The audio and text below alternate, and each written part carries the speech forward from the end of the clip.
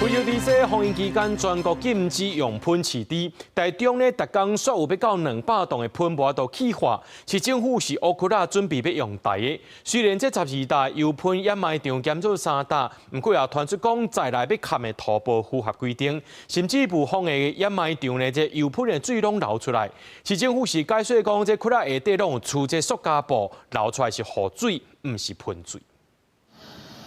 怪手甲喷坑砍土，搁加地落石，确保完全有砍起来。台中市传出非洲地质疫情，市政府本来规划12位喷的掩埋场，后来减到文山、沙拉甲后里3位，说予当地掩埋场的民众烦恼有污染土壤疑虑。那主要在我们这边嘛，垃圾在我们这边烧吧，而且那厨余又拿到这边倒，但是。 他有他们的苦衷，我们也有我们的苦衷，这样。虽然伊下骹吼有做迄防水袋啊，但是咱嘛是惊万一啦，对吧？所以讲我是无希望安做。有民代表画面，掩埋场虽然已经砍土啊，不过表演还是有水雾出来，烦恼讲喷会涉入地下，污染到饮泉甲饮用水源。 透过空翕画面来看，掩埋场边仔是 OK， 水尾是阿达姆圳出水口，附近真侪民众也伫使用地下水，不过下骹粉hình像喷水泄出来，市政府原来提出解说。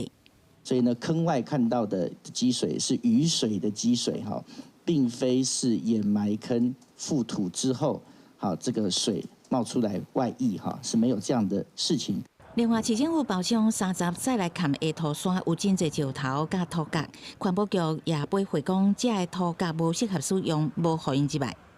建设局的提出来的土方，他们的力径的比较大，所以我们认为环保局认为不适合，所以也就没有让这些土方进到我们的掩埋场来。所以我们掩埋场的覆土绝对没有用力径比较大的一个土方。 市政府讲，掩埋场下骹拢有未涉水的布，所以未造成废水污染，而且依照规定，砍土会加50公分悬，强调入去掩埋场的拢符合砍土的规定。公司新闻采访报道。